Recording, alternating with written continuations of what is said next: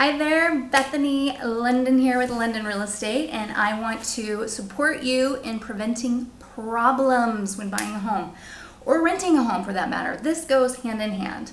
For example, recently I had a client who wanted this beautiful newer townhome in Westchester, and if you know LA, Westchester is near the airport. So even though the home was really confined and you couldn't hear the planes within the space, as soon as you're pulling into the driveway, if you want to sit on the balcony, if you want to go to the store, you're going to be hearing airplanes everywhere. So I asked him to drive around with the windows down, hang out outside.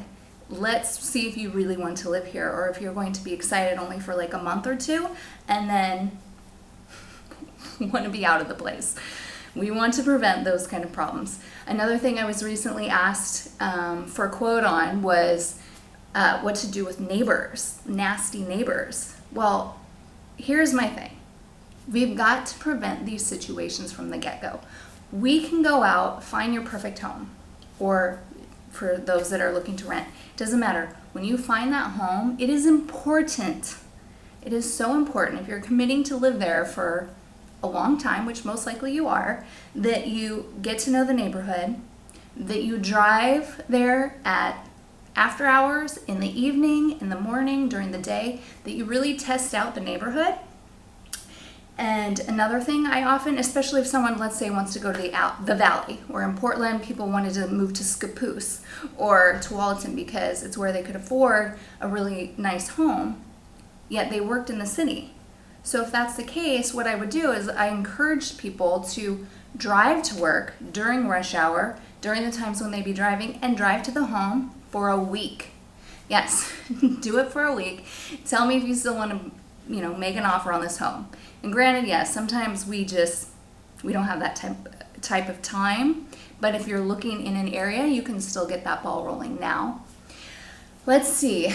Talk to the neighbors. Another thing, dealing with nasty neighbors when you're selling your place. This has been a situation as well.